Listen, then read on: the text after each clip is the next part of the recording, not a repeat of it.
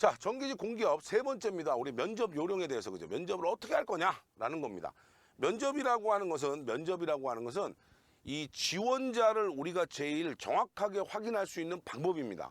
지원자를 정확하게 확인할 수 있는 방법은 그 사람이 써놨던 자기소개서나 또는 그 사람이 봤던 필기시험이 또 물론 중요하지만 그 사람을 실제로 대면을 해보면 이 사람이 우리가 생각한 사람이 아닐 수도 있거든요. 회사 입장에선. 그래서 그런 부분을 가려내는 과정이라고 보시면 돼요. 자, 그래서 제일 중요한 거 제가 먼저 말씀 하나 드릴게요. 이거 있죠? 답변이 아무리 참신해도 앵무새처럼 막 외워가지고 하는, 그죠? 이런 답변은 어떤 문제가 생기냐면 순간적으로 키워드를 빨리 찾아내지 못하고 앵무새처럼 답변을 하면 어떻게 됩니까? 한 번 막히면 어떻게 해요? 안녕하십니까? 저는 김상호입니다. 죄송합니다. 다시 하겠습니다. 이렇게 된다는 거예요. 이거는 안 하니만 못해요. 그러니까 앵무새처럼 외우는 게 아니라 항상 이 그 면접관의 마음을 사로잡으려면, 그렇죠? 이 키워드라고 하는 여기에 초점을 맞추셔야 돼요. 키워드를 내가 어떻게 잡을 거냐. 그 다음에 두 번째는 이 키워드가 있고, 두 번째는 뭐냐면 이 면접을 할 때 이쪽에서 얘기할 때 키워드도 있지만 항상 뭘로 얘기해라? 두괄식으로 얘기해라. 두괄식이라는 거는 뭐예요? 먼저 정답을 얘기하고요. 부연 설명을 하는 겁니다. 그러니까 뭐 쭉쭉쭉쭉 얘기해서 결론이 이거였다가 아니라 딱, 그죠? 그런 내용이에요. 그 다음에 세 번째는 그런 그 면접학원에서 배운 내용들, 그죠? 면접학원에서 배웠던 내용들은 실제 기업에서는 별로 안 좋아합니다. 그게 뭐예요? 자, 예를 들어서 본인이 살면서 가장 힘들었던 일이 뭐예요? 그랬더니 네, 답변 드리겠습니다. 이거는 군대야, 군대. 이제 들었잖아요. 내용을 들었으면 살면서 제일 힘들었던 일이 뭐냐? 그러면 키워드를 빨리 찾고 한 2, 3초 안에, 그죠? 이런 연습을 지금 해야 되는데 그런 연습이 아니라 무조건 내용을 예상 질문을 놓고 막 달달달 외웠다 그 질문을 안 물어보면 어떻게 해요? 막 당황스러운 거죠. 다른 거 물어보면 막 당황스러워가지고요. 면접이 제대로 되지도 않아요. 그래서 문제가 생긴다는 거예요. 그래서 앵무새, 제가 맨날 얘기해. 앵무새는, 그죠? 앵무새는 무조건 떨어진다. 다시 한번 얘기해요. 본인이 내용을 얘기한 거를 외워서 하는 거는 맞지만 키워드를 빨리 찾는 연습을 하셔야 돼요. 그러니까 제일 중요한 건 뭐냐면 일단 회사에 관련된 사항은 다 파악을 하고 있어야 돼요. 예를 들어 한국전력이면 한국전력 회사 현황이 어떻고 신기술이 어떻게 도입될 거고, 이건 지난번에 제가 말씀드렸죠. 뭐 블로그도 있고 홈페이지도 있으니까요. 그 다음에 본인의 직무 확인하세요. NCS. 무슨 얘기예요? 본인 여기 와서 무슨 일 하실 거예요? 그랬는데 내가 여기서 무슨 일 하는지 전 모르는데요? 제가 여기 안 들어왔는데 어떻게 해요? 이러면 안 돼요. NCS상에 직무가 있습니다. 직무를 확인해 보는 게 좋죠. 그 다음에 제일 중요한 거, 자기소개서. 제가 지난번에도 그렇게 면접에 중요하다, 엄청 중요하다, 자기소개서 잘 써야 된다 이렇게 말씀드렸는데 면접관이 하는 인성면접의 대부분은 뭐냐면 자기소개서를 보고 하는 겁니다. 자기소개서를요, 면접관으로 가면 미리 한 이틀, 3일 전에 자기소개서를 다 보내주거든요. 그러면 다 읽어보고 문제 있는 부분은 체크를 해놔요. 특히나 이제 뭐 예를 들어 그 회사의 면접관 말고 외부에서 오는 인성 면접자는 미리 아주 치밀하게 체크를 해서 옵니다. 앞뒤가 안 맞는 내용이라든지, 그 다음에 좀 이런 것들은 뭐예요? 여러분들 그 AI나 이런 걸로 딱 그 검색해 보면 나오죠. 이런 부분은 얘가 AI에서 약간 변형을 시켜가지고 쓴 내용이구나. 이렇게 인성 면접자들이 다 체크해서 옵니다. 그래서 자기 얘기를 쓰시라고 그랬고요. 면접은 우리가 이제 인성 면접하고 전공 면접인데 오늘은 기본적인 전공 면접만 좀 말씀을 드릴게요. 자, 이제 면접을 하는데 면접은 종류가 두 종류예요. 여러분들이 그 면접하는 경우는 1대 다가 있고요. 다대 다라고 하는 표현을 써요. 쉽게 얘기하면 나 혼자 면접을 하고 면접관이 4명이 앉아 있을 수 있어요. 1번은. 그 다음에 다대다는 뭐냐면 지원자 한 3명에 면접관이 한 4명 정도 이렇게 앉아 있을 수도 있어요. 이거는 해당 공기업에서 정합니다. 해당 공기업에서 정하기 때문에 하는데 보통의 이 면접관 4명 중에 1명은 외부에서 오는 인성 면접자가 반드시 포함이 돼요. 이 인성 면접자가 F를 주면 무조건 다른 사람들의 점수와 관계없이 얘는 떨어집니다. 인성 면접자의 점수의 F는 뭐냐면 두 가지입니다. 하나는 거짓말을 하는 경우하고요. 하나는 두 번째는 뭐냐면 너무 뜬구름 잡고 있는 사람. 이런 사람들은 F를 줍니다. 그래서 특히나 뭐냐면 자소서 사항 체크하라 했는데 자소서에는 A라고 써놓고 답변은 C로 하는 경우. 이런 경우는 전부 F예요. 그래서 이 인성 면접자, 맨 끝에 앉아있는 이 인성 면접자 대부분은요. 여러분들이 저한테 이제 질문하는 건 인성 면접자가 보통 여자분 아닙니까? 근데 꼭 여자분이 아닐 수도 있어요. 그런데 보통 인성 면접자가 가운데 앉지는 않아요. 맨 사이드에 앉아 있고 조용히 있다가 딱 내가 갖고 있는 자기소개서의 아킬레스건이나 이런 걸 딱 건드린다 그러면 아 이건 인성 면접자구나 이렇게 알고 그 사람이 질문하는 내용에 대해서는 아주 충실히 답변을 하는 게 맞습니다. 그래서 그런 거 생각하시기 바라고요. 면접은요. 면접을 할 때 이 면접 내용을 얘기하기 전에 면접의 기본은 그죠? 기본을 세 가지만 말씀드릴게요. 첫째, 인사는 면접을 하러 들어가면서 안녕하세요 이러면서 가는 사람은 이미 면접할 때 처음에 스타트할 때 점수에서 빠집니다. 딱 면접장에 들어가서 자기 의자 옆에 서서 정확하게 인사를 하시고 나서 면접관이 앉으세요라는 말이 나오기 전에 앉으면 얘는 문제가 있는 애예요. 일단 그게 기본이고요. 두 번째는 뭐냐면 앉아 있는 상태에서는 인사를 하지 않습니다. 서서 인사를 하고 앉는 거예요. 잘 기억하세요. 두 번째는요. 면접을 할 때 가장 여러분들이 손해보는 게 뭐예요? 예를 들어서 한전에 신기술 사업에 대해서 얘기해봐라 했더니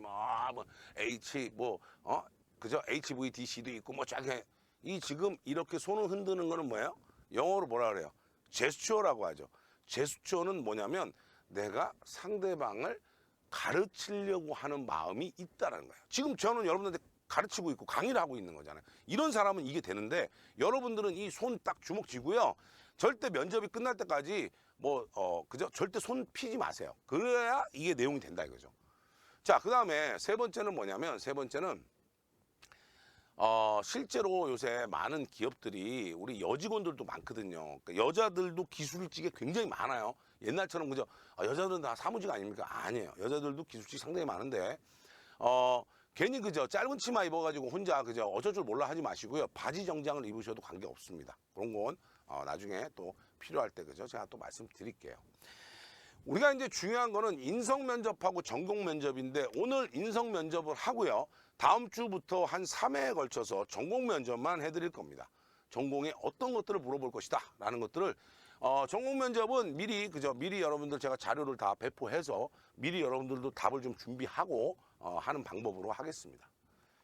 자, 인성 면접을 보면 여기다 내가 대표라고 적어놨는데 요거는 그저 이따가 끝나고 저 카페에 제가 올려놓겠습니다. 여러분들 보시기 바라고요. 요거는 기본이에요.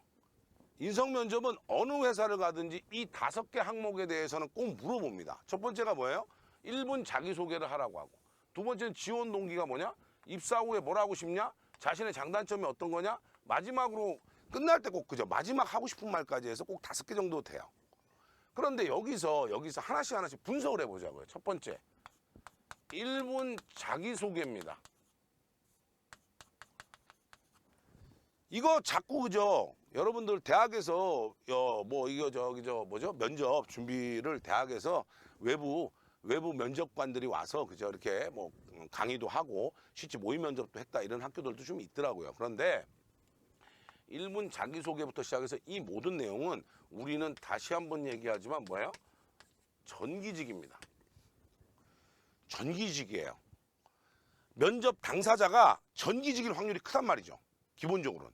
그래서 그걸 기준으로 한다면 1분 자기소개를 하는데 얘가 그러니까 면접 준비를 열심히 했구나 이렇게 느끼는 사람하고 그렇게 안 느끼고 얘는 학원 다녔구나 이렇게 느끼는 사람의 차이가 뭐냐면 학원에서는 항상 뭐라 하냐면 저를 한마디로 표현하면 산소 같은 사람입니다.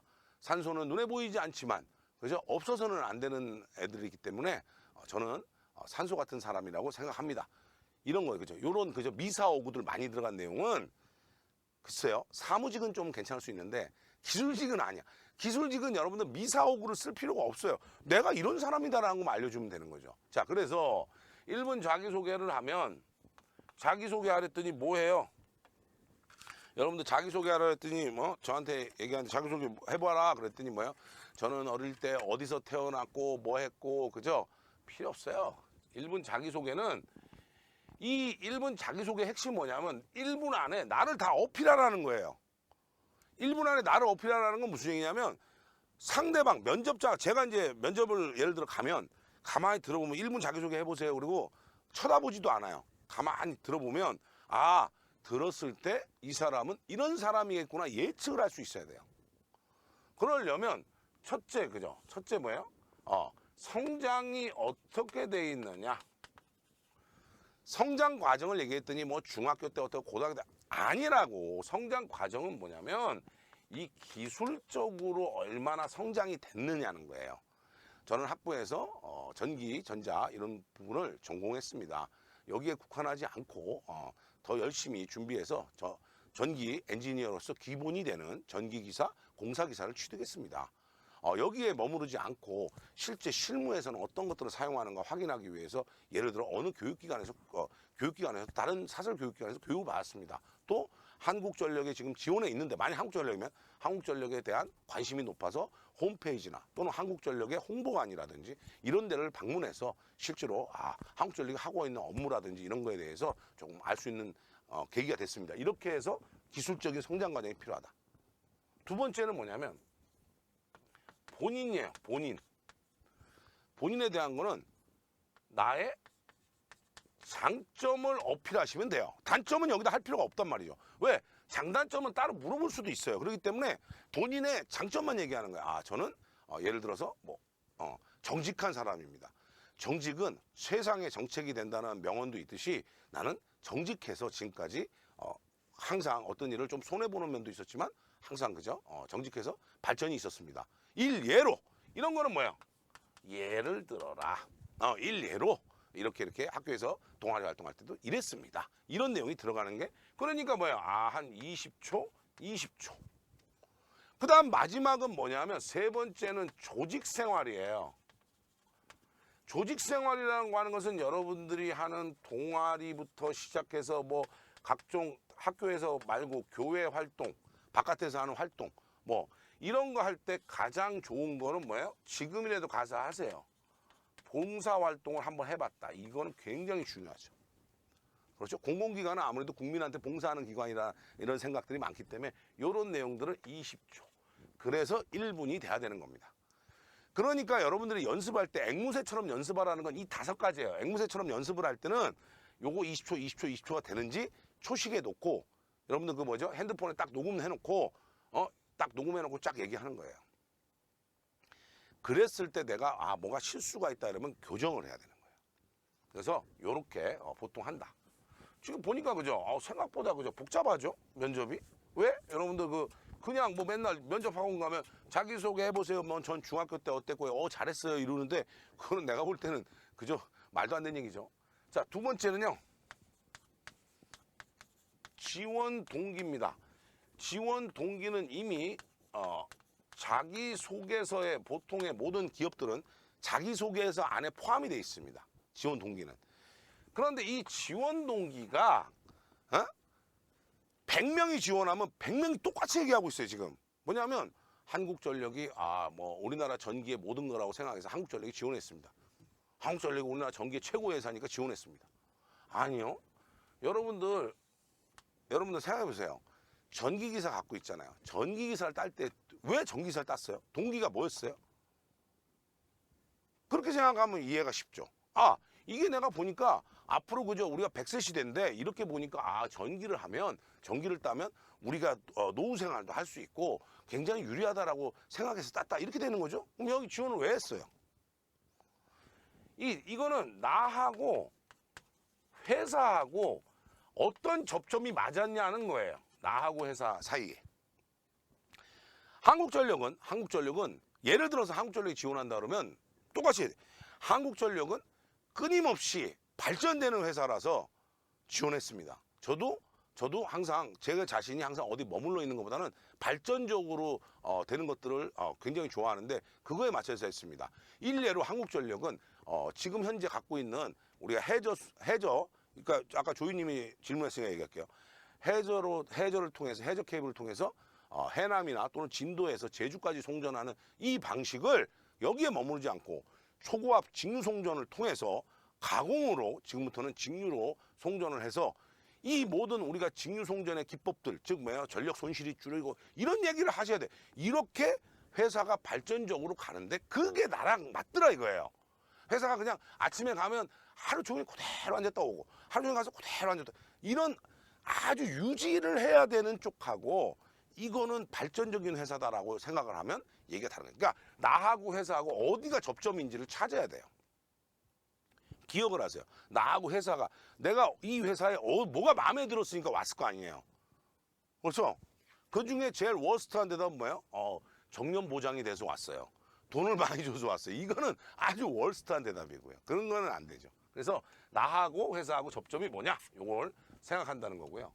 세 번째는 요거 이제 넌센스 많죠?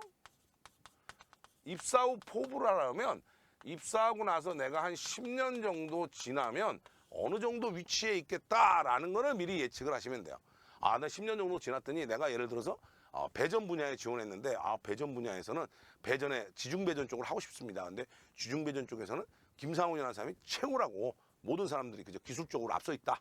또 열심히 준비한다. 열심히 공부한다. 또 준비 많이 한다. 이런 얘기를 들을 수 있도록 열심히 하겠다는 게 내 포부가 돼야 되는데, 이 포부에다 뭘 하냐면 자격증.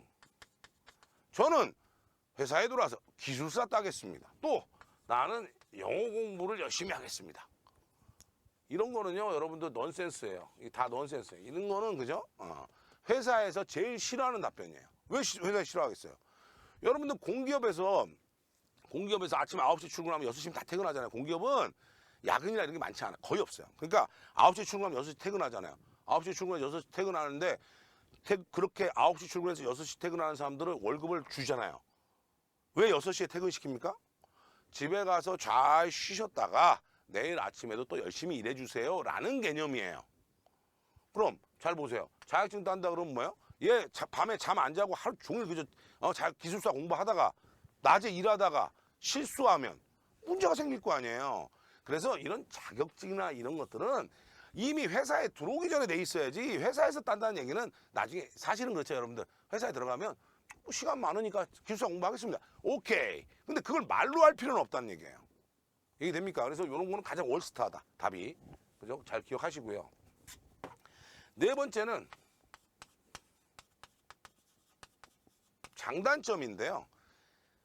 장단점을 얘기할 때는 어쨌든 예를 들어서 하는 게 좋죠. 예를 들어서 내가 이런 장점이 있는데 이게 예를 들면 어떤 데 이렇게 도움이 되더라라는 건 좋은데, 이 단점이 그죠? 예전에도 이렇게 면접 해보면요, 단점이 얘 진짜 우리 회사에 와서 일할 수 있어? 이런 단점들이 있어요. 그게 뭐예요? 뭐 이런 거죠. 저는 막 불의를 보면 못 참아서 막 화가 납니다. 그래서 그걸 누르려고, 그죠? 그죠? 단전호흡을 합니다. 뭐 이런 얘기 하던데, 얘는 일단 화가 많은 애네. 얘 안 돼. 이렇게 될 수 있어요. 이 단점은요. 그래서 학원들은 뭐라고 얘기하냐? 면접 학원들은, 야, 이게 장점인지 단점인지 모르겠어야 돼. 그래서 단점인데, 단점이 뭐예요? 저는 매사에 꼼꼼하다 보니까 굉장히 그저 뭘 처리하는데 느려가지고 이걸 개선하기 위해서, 단점은 항상 보완점이 있어야 되잖아요. 단점 항상 뭐가 있어야 된다? 보완점을 얘기할 수 있어야 된다. 내가 보완을 어떻게 했다 이건데, 이거 얘기하라니까 어떻게 하냐면, 학원들, 면접 학원들, 여러분들 그 비싼 돈 내고 가는 면접 학원들 가보세요. 다 뭐라고 얘기하냐면 이거죠. 저는 성격이 꼼꼼해서 일이 좀 더디게 진행되는 편인데 이거를 보완하기 위해서 계획을 세워놓고 우선순위를 두고 있습니다. 자, 지원자 있잖아요. 50명이다. 그러면 50명이 먼저 보면 학원에서 배운 애들은 이 대답이 똑같이 나와요. 여러분들 아마 면접 가가지고 혹시 면접 가게 되면 그렇게 얘기하는 애 있잖아요. 그럼 쟤는 학원 다녔구나. 분명해요. 100%예요. 그런 거는 너무, 그죠? 이 보완점은 너무 보완점이 있어야 되지만 너무 있잖아. 너무 장점도 아니고 단점이라고 하잖아요. 그죠? 단점이라고 하면 여러분이 생각해서 극복이 가능한 단점이면 돼요. 그죠? 단점 얘기를 하라니까, 그죠? 항상 뭐 저는, 그죠? 어떻게 한다. 이런 건데, 지금 제가 금방 얘기 드렸던 학원, 그죠? 학원, 이거 말고. 학원에서 하는 얘기 말고. 거죠. 그래서 그런 거 확인하시면 좋을 것 같고. 그 다음에 이게 가장 면접관한테 뇌리에는 이게 제일 많이 남아요. 마지막 하고 싶은 얘기 하세요. 그랬더니 뭐라 그러냐면 마지막 하고 싶은 얘기 하시라고 그랬더니 여기에다가 어필을 합니다. 뭐라고 하냐면 저를 뽑아주시면 제가 진짜 몸이 가루가 될 때까지 열심히 일하겠습니다. 그거는 조금 그죠. 제가 볼 때는 좀 위험한 얘기고요. 그래서 좀 위험한 얘기고 마지막 하고 싶은 말 있으면 하라고 그러면 본인이 지금까지 해왔던 얘기를 하세요. 본인의 얘기를 하세요. 아주 짧게요. 뭐냐면 저는 전기를 전공하면서 한 번도 한국전력 이외에 예를 들어 한국전력이라고 그러면 한국전력 이외의 회사를 생각해 본 적이 없습니다. 그래서 이 회사로 오기 위해서 많은 준비도 했었고 많은 노력을 했는데 오늘 면접장에 와서 너무 긴장이 많이 돼서 답변을 제대로 못한 것 같아요. 좀 아쉽습니다. 열심히 하겠습니다. 이러고 끝내야 돼요. 근데 그게 아니라 저를 뽑아주시면 막 그저 막 가루가 될 때까지 열심히 이건 아니지. 이건 아니에요. 그런 거는 굉장히 문제가 됩니다. 그래서 그렇게 해서 요렇게 5가지의 질문은 여기 있는 5가지의 질문은 사실 여러분들이 다 누구나 한 번쯤은 면접을 한다면 다 걸릴 만한 내용이고요.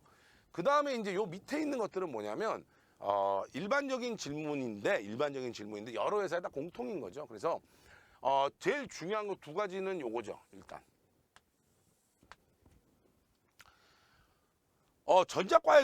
전자과의 경우에 왜 그저 요새는 과를 쓰라는 데가 없기는 하지만 그렇죠?